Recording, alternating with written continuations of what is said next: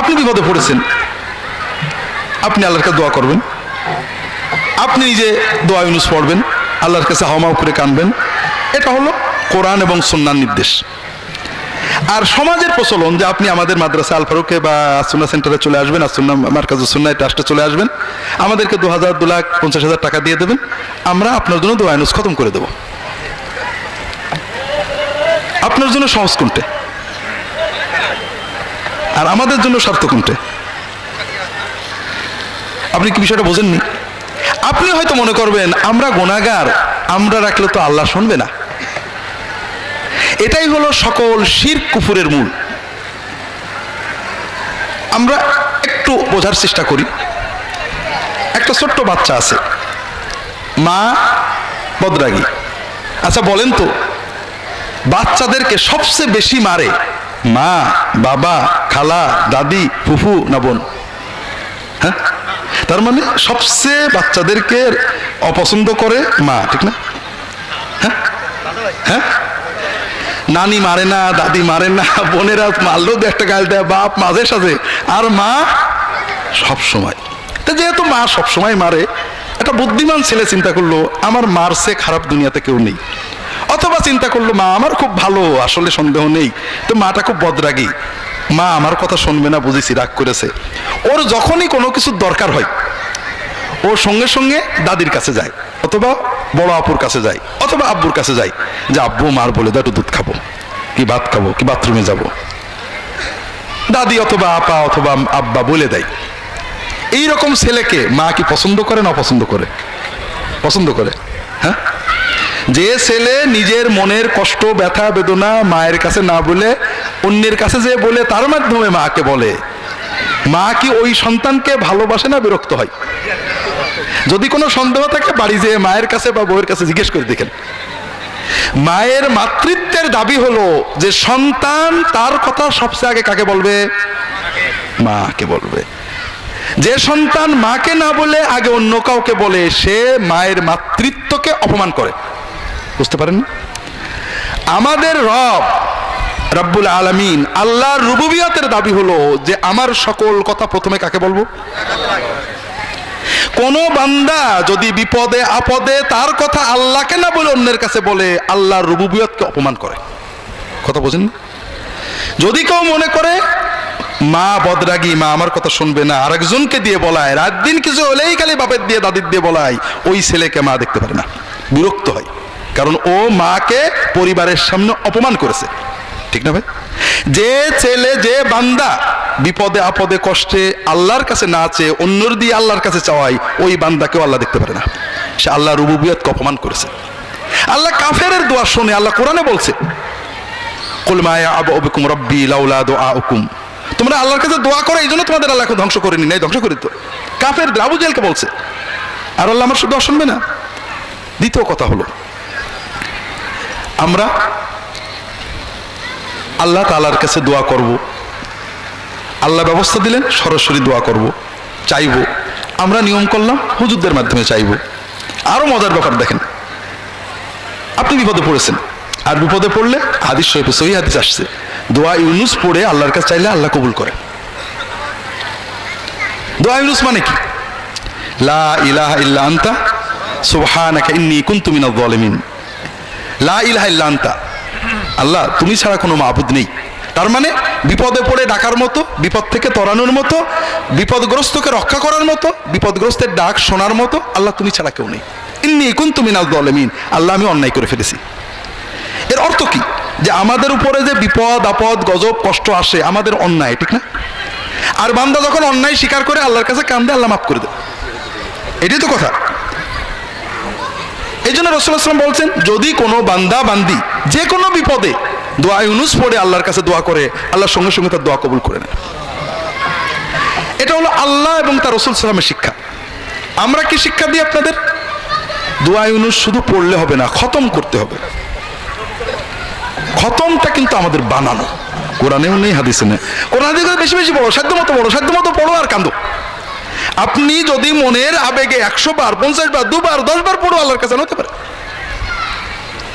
আর খতম মানে 1 লক্ষ 1.25 লক্ষ। শুনলে আপনার চোখ এখান থেকে এখানে উঠে পড়ে, অত পড়বো কি করে? সিস্টেমটা আমরা বানাইছি কি জন্য, যেন আপনি আগেই বোঝেন যে একা সম্ভব না। গুড। এরপরে আপনাদেরকে বললাম যে আপনি হবেন না, আপনি অন্তত 40 জন আলেমকে ডাকতে হবে। অনেক এলাকা আছে, জানি না আমাদের জেনেদা আছে কিনা, আমরা ছোটবেলায় কত গেছি, গুণাগুন্তির বিষয় জানি না, তবে চট্টগ্রাম বিভিন্ন জায়গায় আমরা শুনেছি নিয়ম হলো 40 জন আলেমকে ডাকতে হবে। তো 40 জন আলেম আসবেন, তারা দোয়া করবেন। আপনারা লক্ষ্য করেছেন কিনা, আমি নিজে দেখছি, যখন কোনো বাড়িতে আমরা খতমের জন্য যাই অথবা পিতামাতার দোয়ার জন্য যাই, বাড়ির যারা মানুষ তারা কিন্তু কেউ দোয়ায় শরীক হয় না। খেয়াল করেছেন? রান্না বাড়া, খাওয়া দাওয়া, কথাবার্তা, মেহমানদারি, দোয়ায় কিন্তু তারা আসে না কেউ। কারণ তারা বোঝে এত টাকা খরচ করে হুজুরদের দোয়া করছে, আবার আমরা কি দোয়া করবো, ঠিক না? তাহলে আমরা 40 জন আলেম সবাই বলছি আল্লাহ আমি জালেম, ইন্নী কুনতু মিনাজ জালিমিন, আল্লাহ আমি জালেম, আল্লাহ আমি জালেম, আল্লাহ আমি জালেম। আর আপনি বাড়িওয়ালা একমাত্র আলেম যে নিজেকে জালেম বলে স্বীকার করছে না। এটাই তো কথা। আচ্ছা, বিপদটা আসছে কার? আপনার। কার অন্যায় আসছে? আপনার। আর আমরা 40 জন হুজুর বললাম আমি জালেম, আমি জালেম, আপনি একবারও স্বীকার করলেন না, এই বিপদ কোন যাই। কিন্তু আলহামদুলিল্লাহ আমাদের খাওয়াও হবে, টাকাও হবে, আপনার কিছু হোক আর না হোক। তো এই জন্য এটা আমাদের সিস্টেমটা আপনার উপযোগী না, আর আল্লাহ এবং তার রাসূল সাল্লাল্লাহু আলাইহি ওয়াসাল্লাম যেটা দিয়েছেন সেটা আপনার উপযোগী। এতে আপনার আরেকটা লাভ আছে।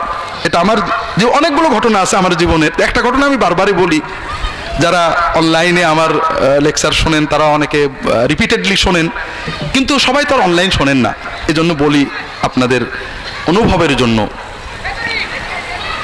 যে আমরা অনেক সময় আল্লাহ তাআলার কাছে দোয়া করার মজাটা বুঝি না। আমি যখন ইসলামিক টিভিতে কাজ করি, আমি কোন কোন বারে লাইভ করতাম সবাই জানে, আর লাইভ স্টুডিওতে ঢোকার অন্তত 1 ঘন্টা আগে পৌঁছে দিতে হয় টিভিতে। তো সম্ভবত একদিন মঙ্গলবারে